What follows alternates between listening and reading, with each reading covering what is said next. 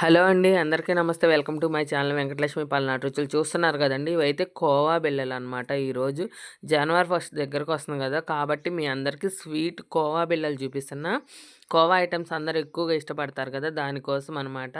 ఈ పర్ఫెక్ట్ కొలతలతోటి ఎలా చేసుకోవాలని చూపిస్తాను. ఇదిగోండి ముందుగా అయితే ఇప్పుడే ఫస్ట్ పాలు పోసుకుంటున్నానండి. పొయ్యి మీద పాలైతే పోసుకుంటున్నా. నేనైతే 5 లీటర్లు పాలు తీసుకున్నానండి ఇక్కడ.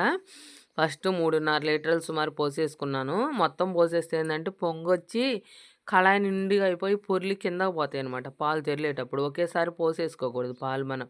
కొంచెం కొంచెంగా పోసుకుంటూ అయి మరిగి కొంచెం దిగాక పాలు పొంగు తగ్గిపోయి మరిగి దగ్గర పడ్డాక కతమా పాలు కూడా పోసేసుకోవాలనమాట మనం అనేది. అదిగోండి ఇంకా కాసినున్నాయి.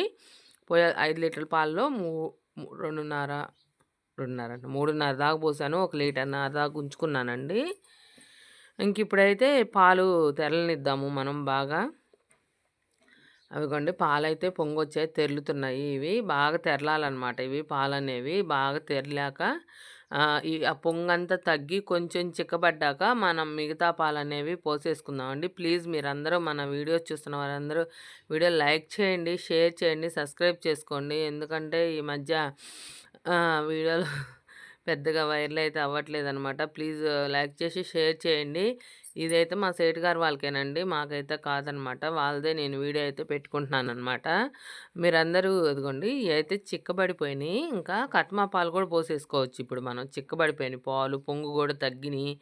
పాలనేది చిక్కబడినాయి కాబట్టి ఇంకా ఆ పాలనేవి పోసేసుకుందాము. ఇదిగోండి అవి కూడా పోసేసాను పాలనేవి. మంచిగా ఆదరిస్తున్నారు నన్ను. మంచిగా ఆర్డర్స్ అన్నీ చెప్తున్నారు. మీరు దీంట్లో కూడా నంబర్ ఇస్తా కావాలంటే ఆర్డర్ చేసుకోండి. ఇదొచ్చేసి పాలకోవా బిళ్ళలు అంటారనమాట. ఇదిగోండి పంచదార వచ్చేసి నేను 750 గ్రాముల పంచదార తీసుకున్నా. 5 లీటర్ల పాలకి. కొంచెం పాలకోవా బిళ్ళలకి ఎక్కువే పట్టిద్ది ఈ పంచదార అనేది. తీసుకొని పంచదార అయితే ఏసేసుకున్నా అండి. ఈరోజు వీడియో చూపించడానికి ఎవ్వరు లేరు. మధ్య మధ్యలో నేను చూపించుకుంటున్నా. ఎవరన్నా ఖాళీగా ఉన్న వాళ్ళకి ఇస్తున్నాను. పక్కన చేసేవాళ్ళు ఉన్నారు వాళ్ళైతే పట్టుకుంటున్నారు మధ్య మధ్యలో. పాలు మొత్తం పోసాక ఇగోండి అలా తెరులుతున్నాయి పాలనేవి. మనకి చాలామంది ఏం చెప్తున్నారంటే అదైతే నిజం కాదండి. అలా చేసుకుంటే మాత్రం కోవా కరెక్ట్ కాదనమాట. చాలామంది ఏం చెప్తున్నారు, పాలు దగ్గరకొచ్చాక నిమ్మరసం వేసి ఇరగ్గొట్టుకోవాలి పాలని చెప్తున్నారు. నేను 20 సంవత్సరాలుగా ఈ ఫీల్డ్‌లో ఉన్నాననమాట. 20 సంవత్సరాలు బట్టి వంటలు చేస్తున్నా. కోవా చాలా రకాలొచ్చు నాకు. బట్ పాలైతే అస్సలు ఇరగ్గకూడదు. అదిగో చూడండి చిక్కగా వాటంతట అవి దగ్గర పడాలి. నిమ్ముప్పేసి, నిమ్మరసం వేసి అస్సలు పాలైతే ఇరగనే కొట్టుకోకూడదు.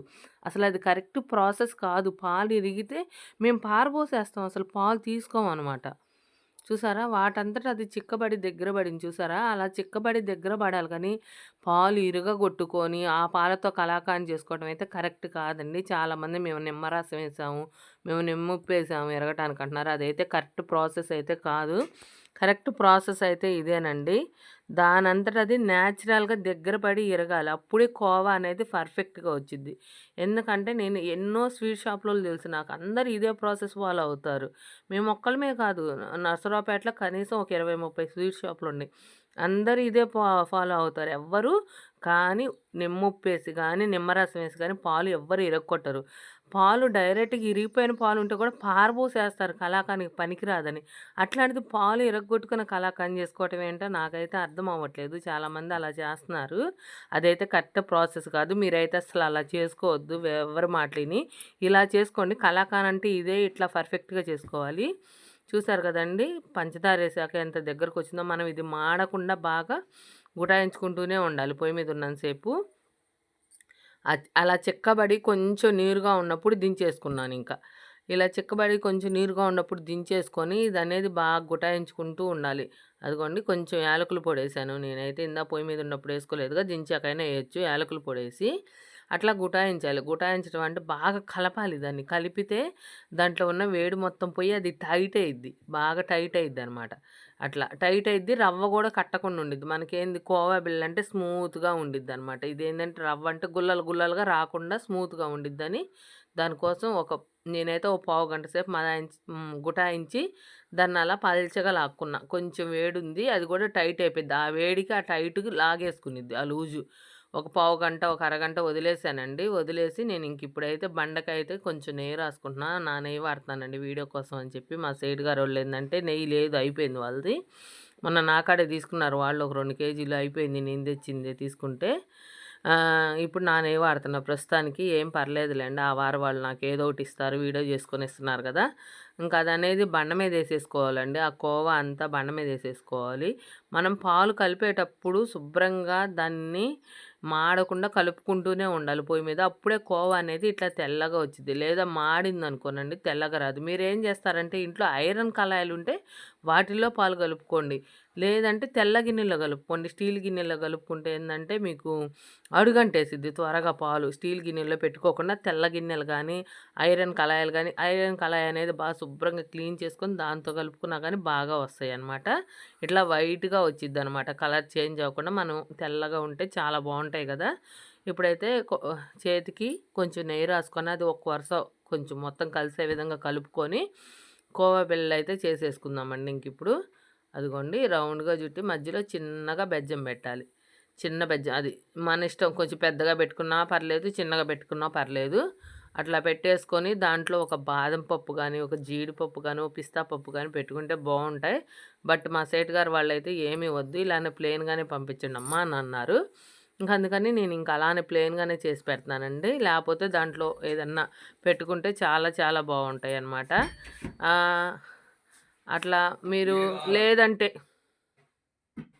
లేదంటే మీరు ఈ టైప్‌లో కాపోయినా ఇవి మీ ఇష్టం వేరే టైప్‌లో అయినా చేసేసుకోవచ్చు. వేరే టైప్‌లో మీ ఇష్టం. మీకు ఏదైనా ఒక రింగులాగా పెట్టుకొని, ఆ రింగ్‌లో ఒక బిళ్ళలాగా కొట్టుకోవటం గానీ, లేదా చిన్న చిన్న గోలీలా చేసుకోవటం గానీ ఇవి మనిష్టం. మనం ఏ టైప్‌లో కావాలంటే ఈ కోవాని ఆ టైప్‌లో చేసేసుకోవచ్చు. కాపోతే నేను ఇట్లా చూపిస్తున్నాను. ఈ బర్ఫీ టైప్‌లోగా చూపిస్తున్నాను. మీరు మీ ఇష్టం. మీరు కావాలంటే చిన్న చిన్న గోలీలా జేసుకోవచ్చు ఇవి. ఒక రింగ్ తెచ్చి రింగ్‌లో పెట్టి ఒక బిళ్ళలా జేసుకోవచ్చు. మీకు ఇంకేదైనా షేప్ కావాలంటే ఆ షేప్ లాంటి దాంట్లో పెట్టుకొని షేప్‌లాగా గూడా చేసుకోవచ్చు. మన ఇష్టం మనం ఎలాగ గావాలంటే అలాగా చేసేసుకోవచ్చు. ఈ కోవా ఇంక మనం ఎలా ఎలా చెప్తే అలా వచ్చిద్దనమాట. ఇంకా అది ఇంక అలానే ఉండిద్ది మెత్తగా. ఇంక టైట్ అవ్వదనమాట. చాలా చాలా బావుండిద్ది. చాలా వరకు చేసేసానండి. అదిగో అయిపోయినియి ఇంకా. ఇంకా అయితే ఆ ట్రైలో పట్టట్లా. వేరే ఒక చిన్న ట్రైలో జేస్తాను. ఇంకిప్పుడు ఇంతవరకైతే చూసేయండి. చూసారు గదండీ! కోవా బర్ఫీస్ అంటారు. ఈటిని కోవా బిళ్ళలంటారు. చాలా చాలా బాగొచ్చినియి. అసలకి స్మూత్‌నెస్ గానీ, మెతక గానీ, బిళ్ళలు టైట్ లేకుండా ఉండటం గానీ, ఇంకా కలర్ గానీ చాలా చాలా వచ్చినియి. ఎంతో బాగున్నాయండి. మీరు గూడా ఇంట్లో ట్రై చేయండి. మన వీడియో వేరే వాళ్ళకి షేర్ చేయండండి. లైక్ చేయండి. సబ్స్క్రైబ్ చేసుకోండి. కొత్త వాళ్ళు ఎవరైనా ఉంటే కామెంట్ చేయండి ఎక్కడి నుంచి చూస్తున్నారనేది. ఎందుకంటే మీరు కామెంటు, లైక్ చేయటం వల్ల వేరే వాళ్ళకి వీడియోలనేవి షేర్ అయితాయి. మీకు ఏమన్నా కావాలంటే స్వీట్స్ గానీ, ఆర్ట్స్ గానీ ఏమన్నా కావాలి జనవరి ఫస్ట్‌కి, క్రిస్మస్‌కి, మీకేమైనా కావాలంటే నేను పంపిస్తాను. సంక్రాంతి స్పెషలు, జనవరి ఫస్ట్‌కి గాని, క్రిస్మస్‌కి గాని, స్కూళ్ళకి గాని అన్నిటికి స్వీట్స్ బల్క్ ఆర్డర్స్ కూడా తీసుకుంటానండి నేను. మీరు నసరాపేట అయితే డైరెక్ట్‌గా వచ్చి ఆర్డర్స్ కూడా ఇవ్వచ్చు. Thank you so much. మీరు మంచిగా ఆదరిస్తున్నందుకు మీ అందరికీ నంబర్ ఇస్తాను. కావాలంటే మీరు కూడా ఆర్డర్